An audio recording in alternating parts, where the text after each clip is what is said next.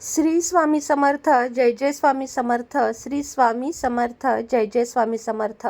श्री स्वामी समर्थ महाराजांच्या नामस्मरणाने आजच्या व्हिडिओला सुरुवात करूया. शुभ दुपार तुम्हा सगळ्यांना. कसे आहात तुम्ही सगळे? आशा व्यक्त करते स्वस्त असाल, मस्त असाल, स्वामींच्या सेवेमध्ये रममाण असाल. नवीन महिन्याच्या म्हणजे नवीन वर्षाच्या सगळ्यांना शुभेच्छा देते. नवीन इंग्रजी वर्षाच्या सर्वांना शुभेच्छा देते. कारण आपलं वर्ष मराठी वर्ष आहे, मात्र आपल्याला हे वर्ष हे नियमानुसार, कायद्यानुसार, कागदपत्रांनुसार पाळावंच लागतं. आणि हे स्वीकारायला काहीच अवघड नाही आहे किंवा काही चुकीचंही नाही आहे. कारण अगदी आपलं बाळ जन्मलं तरी पण आपण हाच वर्ष आणि हाच महिना धरतो. त्यामुळं एक्सेप्ट करा आणि पुढे जावा. यावरून तुमची जी कोणी कुलदेवी असेल, तुळजापूरची माता असेल, कोल्हापूरची अंबाबाई असेल किंवा माझ्यासारखी बनशंकरी बदामीची कुलदेवी असेल, उद्या आपल्या सर्वांना सकाळी लवकर उठायचे आहे आणि त्यानंतर स्वच्छ डोक्यावरून स्नान करायचे आहे. शाकंभरी पौर्णिमा ही नवरात्रातील मोठी पौर्णिमा मानली जाते. तसेच वर्षातील पहिली पौर्णिमा देखील आहे. उठून आपल्याला सगळ्यांना हळदीचे लेपन, जे नेहमीचे विधी असतात, उंबऱ्याची पूजा, हे सर्व करून घ्यायचे आहे. आणि आंब्याचे पल्प मिळते बघा, जे आमरस ज्याला म्हणतो, तो उद्या आपल्याला कुलदेवीला वाहायचा आहे. ज्यांना ज्यांना शक्य आहे त्यांनी उद्या आमरस आणून त्याने उद्या अभिषेक करायचा आहे. माता कुलदेवीला म्हणजे शाकंभरी देवीला आमरसाचा अभिषेक घालणे हे खूप जास्त उच्च मानले जाते. आता तुम्ही म्हणाल, हे तुला कसे माहिती? तर मला देखील माझ्या सासूबाईंनीच सांगितलेले होते आणि त्यानंतर साधारण आत्ता इथं आल्यापासून मी 2 वेळा हा उपाय केलेला आहे. आंब्याच्या आमरसाचा अभिषेक माता कुलदेवीला कोणत्याही असेल खूप जास्त आवडतो आणि कुलदेवीला अभिषेक घालावा. सगळ्यात आधी पाण्याने, मग पंचामृत, त्यानंतर पुन्हा पाण्याने, नंतर 4 ते 5 चमचे आमरस किंवा आंब्याचा पल्प जे काही असेल त्याने अभिषेक घालावा आणि त्यानंतर माता कुलदेवीची पूजा करावी. उद्या कुलदेवीच्या टाकावर किंवा कुलदेवीच्या मूर्तीवर आपल्याला कुंकुमार्चन करायचे आहे. कुंकुमार्चन करताना ओम श्री महालक्ष्मी देव्यो नमः किंवा ओम श्री कुलदेवताभ्यो नमो नमः या मंत्राचा जप देखील करायचा आहे. उद्या कुलदेवीला गजरा, गुलाबाचे फूल आणि खिरीचा नैवेद्य किंवा आपल्याला उद्या पुरणाच्या पोळीचा नैवेद्य दाखवायचा आहे. कारण शाकंभरी नवरात्र आहे, खूप मोठे नवरात्र हे आहे.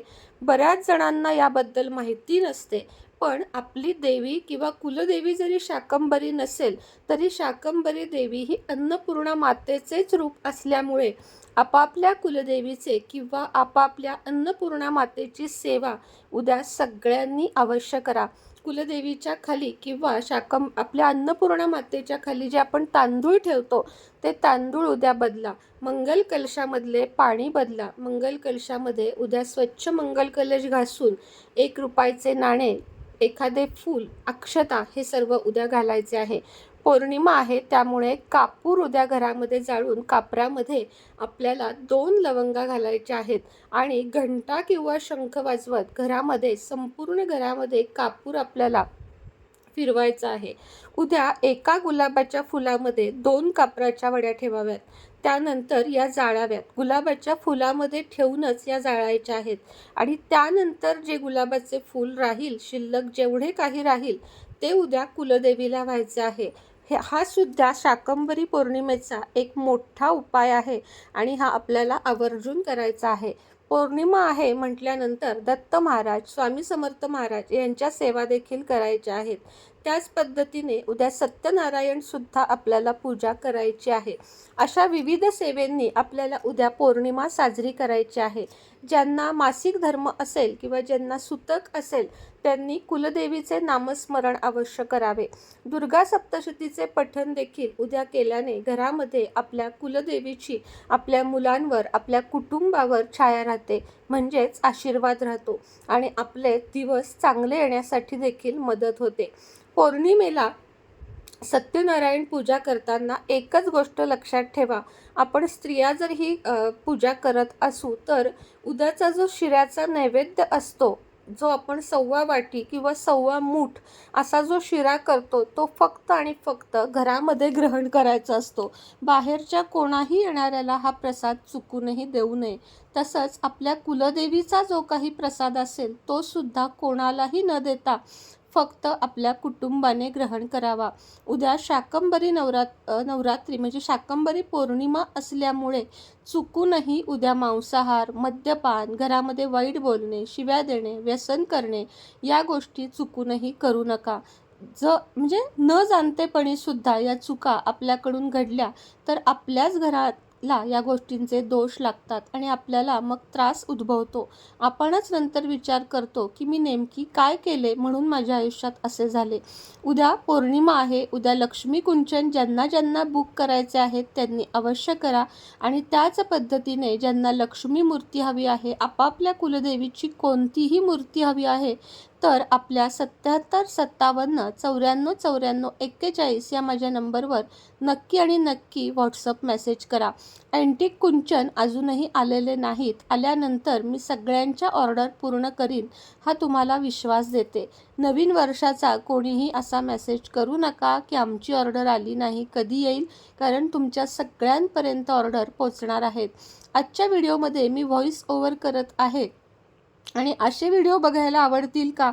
म्हणजे तुम्ही काम करत करत सुद्धा हे व्हिडिओ बघू शकता असं मला वाटतं. म्हणून केव्हा तरी असे व्हिडिओ करायला देखील हरकत नाही. बरं, जाता जाता एक सांगते, व्हिडिओला तुम्ही लाईक करता त्याप्रमाणे हाईपही करा. हाईप केल्यामुळे आपले व्हिडिओ जास्तीत जास्त लोकांपर्यंत पोहोचण्यास मदत होईल आणि आपले चॅनेलही पुढे जाण्यास मदत होईल. उद्या स्वामी सारामृताचे 21 अध्याय नक्की पठण करा. ज्यांना 21 अध्याय जमणार नाहीत त्यांनी गुरुचरित्रातील 14वा आणि 18वा अध्याय पठण करा, कारण पौर्णिमेची ही देखील उच्च कोटीची सेवा मानली जाते.